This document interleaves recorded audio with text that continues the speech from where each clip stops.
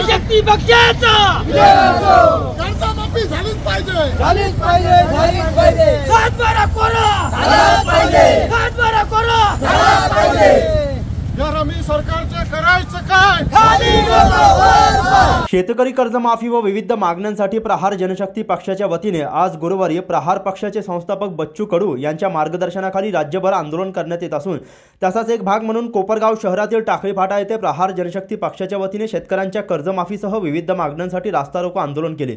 या आंदोलनाला महाराष्ट्र नवनिर्माण सेना, लोकस्वराज्य आंदोलन, मराठा क्रांती मोर्चा आणि इतर विविध संघटनांचा पाठिंबा मिळाला। शेतकऱ्यांच्या समस्यांकडे शासनाचे लक्ष वेधण्यासाठी आंदोलकांनी नगर मनमाड महामार्ग अडवून जोरदार घोषणाबाजी केली। यामुळे परिसरात वाहतुकीची कोंडी निर्माण झाली। वाहनांच्या लांबच लांब रांगा लागल्याने पोलिसांनी तात्काळ हस्तक्षेप करत आंदोलकांना रस्त्याच्या कडेला हलवले। काही कार्यकर्त्यांना पोलिसांनी ओढत रस्त्याच्या बाजूला नेल्याची दृश्ये पाहायला मिळाली। प्रहार संघटनेचे जिल्हा उपाध्यक्ष संजय शिंदे यांच्या नेतृत्वात हे आंदोलन करण्यात आले।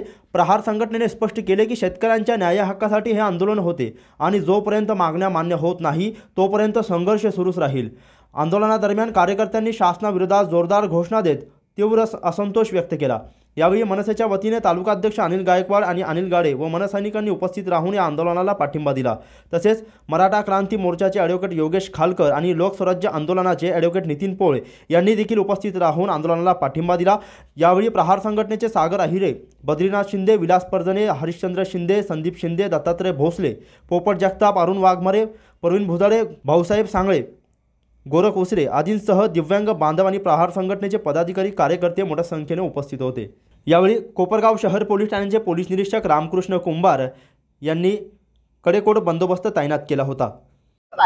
आज प्रहार जनशक्तीच्या पक्षाच्या वतीने व सर्व शेतकरी बांधवांच्या वतीने टाकळी फाटा कोपरगाव येथे नगर मनमाड हायवे येथे जे चक्काजाम आंदोलन करण्यात येत आहे। आमची शासनाला व बच्चू कडू साहेबांची एकच विनंती, त्यांना विनंती आहे शासनाकडे का शेतकऱ्यांचा 7/12 कोरा झालाच पाहिजे।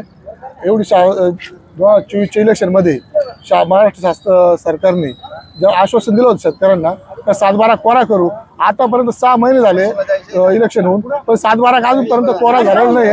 शासनाला विनंती आहे लवकर लवकर 7/12 कोरा करावा, नाही जर 7/12 कोरा केला नाही तर आमचं तीव्र स्वरूपात आंदोलन करण्यात येईल, त्यांनी शासन नोंद घ्यावी। जय। या ठिकाणी टाकळी फाटा येथे सर्व शेतकऱ्यांच्या वतीने आणि प्रहार पक्षाच्या बच्चू भाऊ यांच्या नेतृत्वाखाली संपूर्ण महाराष्ट्रामध्ये त्या ठिकाणी चक्काजाम आंदोलन करण्यात आलेलं आहे। जर बघायला गेलं तर सरकार स्थापन होण्यापूर्वी त्या ठिकाणी त्यांनी पक्षवाईज त्या ठिकाणी आश्वासन दिलं होतं का आम्ही 100% शेतकऱ्यांचा 7/12 कोरा करू आणि शेतकऱ्यांना चांगले दिवस त्या ठिकाणी आले। परंतु एकीकडे सरकारला त्या ठिकाणी विसर पडलेला दिसतो, त्या ठिकाणी शेतकऱ्यांचा 7/12 कोरा झालेला नाही।